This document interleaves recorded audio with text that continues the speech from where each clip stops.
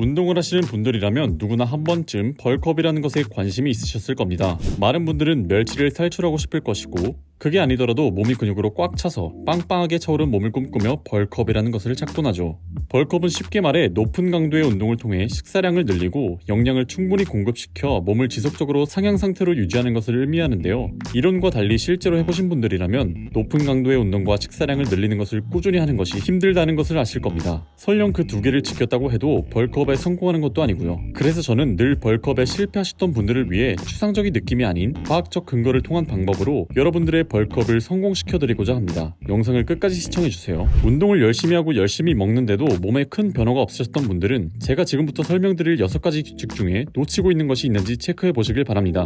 첫 번째 규칙, 강도에 집중하라. 모두가 잘 아는 점진적 고화발을 위해 저희는 매번 더 강해져야만 합니다. 아니, 내가 헬스장을 가는 이유는 힘이 세지려고 가는 게 아니고 근육을 키우려고 가는 건데? 라고 생각하실 수 있지만 이 연구를 한번 봐주세요. 2014년에 발표된 저널 오브 스트렝스 앤 컨디셔닝 리서치에 실린 연구에서 10회씩 3세트를 진행한 그룹과 3회씩 7세트를 진행한 그룹을 비교한 결과 같은 양의 근육을 얻었지만 후자가 전자보다 더 큰 힘을 얻었습니다. 쉽게 말해 고중량 운동을 해도 힘만 세지는 게 아니고 근육량도 같이 는다는 겁니다. 두 번째 규칙, 대근육 운동을 우선순위에 둬라. 이 규칙을 지키시는 분도 많겠지만 대부분 잡다한 운동을 많이 끼워 운동을 하시는 경우가 많을 겁니다. 저 역시 잡다한 운동을 다 넣어 제 만족감을 채우기도 했었으니까요.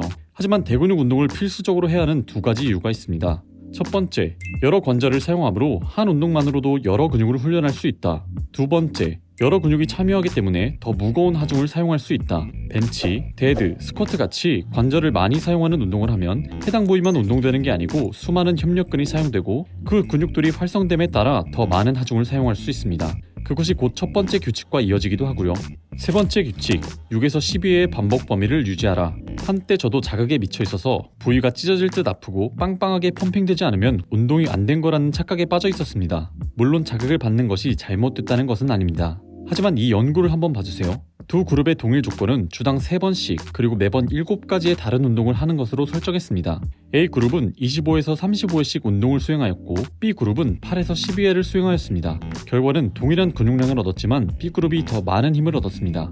효율 면에서 바라봤을 때 A그룹이 더 많은 시간과 운동을 했음에도 불구하고 힘의 증가가 더 적었습니다. 이는 강도가 중요하고 근육 성장을 위해서는 고반복 훈련보다 무거운 중량을 사용해주는 것이 더 좋다는 것을 의미합니다. 대략 원RM의 75% 무게로 6에서 12회 반복하는 것을 추천드립니다. 네 번째 규칙, 매주 근육을 2회씩 훈련하라. 바로 연구 결과를 보여드리겠습니다. 저널 오브 스트렝스 앤 컨디셔닝 리서치에 발표된 한 연구에서 두 그룹 모두 동일한 볼륨으로 운동량을 맞추고 A그룹은 주당 1일 훈련, B그룹은 주당 3일 훈련을 했습니다. 결과는 주당 3일 훈련한 그룹이 더 많은 근육량을 얻었습니다. 같은 볼륨으로 운동해도 나눠 운동하는 것이 좋다는 게 입증되었는데요. 그 이유는 운동 후 24시간 동안 근육 단백질 합성이 2배 증가하고 36시간 후에 다시 원래 수준으로 돌아오기 때문입니다. 그래서 볼륨이 동일하더라도 자주 운동을 해줘 단백질 합성을 자주 일으키는 것이 근성장에 좋은 결과를 가져오는 것이죠. 다섯 번째 규칙, 휴식하라. 운동을 하다 보면 수행 능력이 상승하는 때가 올 겁니다. 하지만 자기도 모르게 피로도는 계속 축적되고 있죠.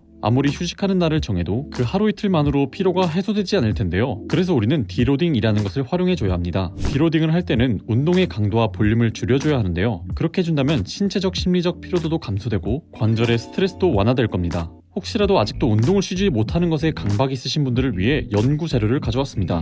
유러피언 저널 오브 어플라이드 피지올로지에 발표된 연구에 따르면 A그룹은 24주 동안 쉬지 않고 운동을 하였고 B그룹은 6주 운동하고 3주 휴식하는 방법을 택했습니다. 24주 후에 비교하였을 때 두 그룹 모두 똑같은 근육량과 힘을 얻는 결과가 나왔는데요. 중요한 것은 B그룹이 실제 운동한 기간은 18주밖에 안 되는 것입니다. 그렇다면 연구 기간이 길어질수록 두 그룹 간의 결과는 눈에 띄게 달라지겠죠? 제 개인적인 생각이지만 4주에서 12주마다 한 주간 디로딩을 권장드립니다. 디로딩을 잘 모르신다면 간단하게 생각해 무게를 10% 줄이고 반복을 50% 줄이는 것으로 시작해 보시길 바랍니다.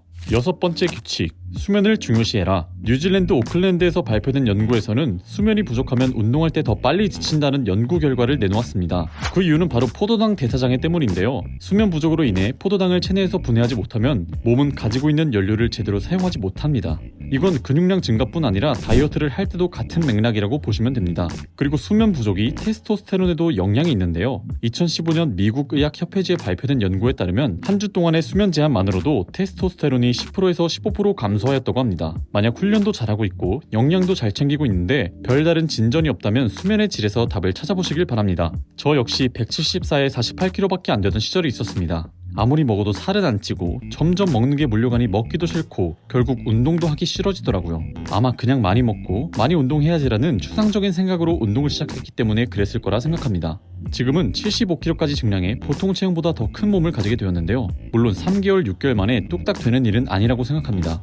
오늘 설명해진 6가지 규칙을 몸에 뵐 정도로 꾸준히 해주시고 만약 6가지가 대입이 되지 않을 정도의 초보자라면 제 채널에 있는 림메스업 영상을 통해 올바른 식습관과 기본적인 체력을 먼저 기르시길 추천드립니다. 오늘 영상 도움이 많이 되셨다면 구독과 좋아요를 눌러주세요. 앞으로 더욱 좋은 정보 가져오겠습니다. 감사합니다.